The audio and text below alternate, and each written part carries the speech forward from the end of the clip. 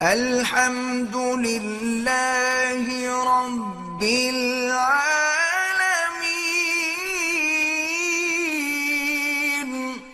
Perfume میں الکحل ہوتا ہے، بہرحال کوشش کریں بچنے کی، ورنہ علماء نے فتویٰ دیا ہے کہ اب یہ استعمال جائز ہے کہ وہ اڑ جاتا ہے۔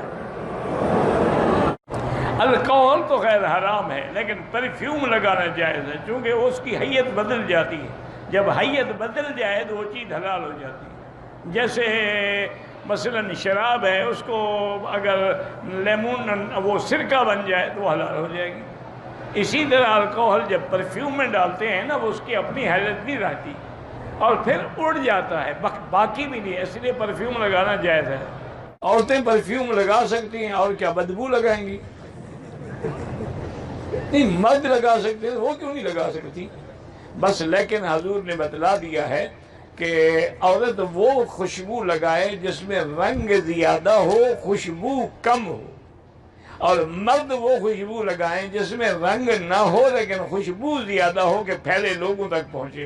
عورت کی خوشبو جو ہے وہ لوگوں تک نہ پہنچے، اس کو ہو یا اس کے خاوند کے لیے ہو، کیوں نہ لگائیں۔ یہ تھی ناظرین آج کی ویڈیو۔ امید کرتا ہوں آپ کو ویڈیو پسند آئی ہوگی۔ آپ یہ ویڈیو اپنے دوستوں کے ساتھ شیئر کیجئے، چینل کو سبسکرائب کیجئے اور بیل آئیکن کو دبا دیجئے تاکہ آنے والی نئی ویڈیوز آپ کو ملتی رہیں۔ تو ملتے ہیں اگلی ویڈیو میں۔ اللہ حافظ۔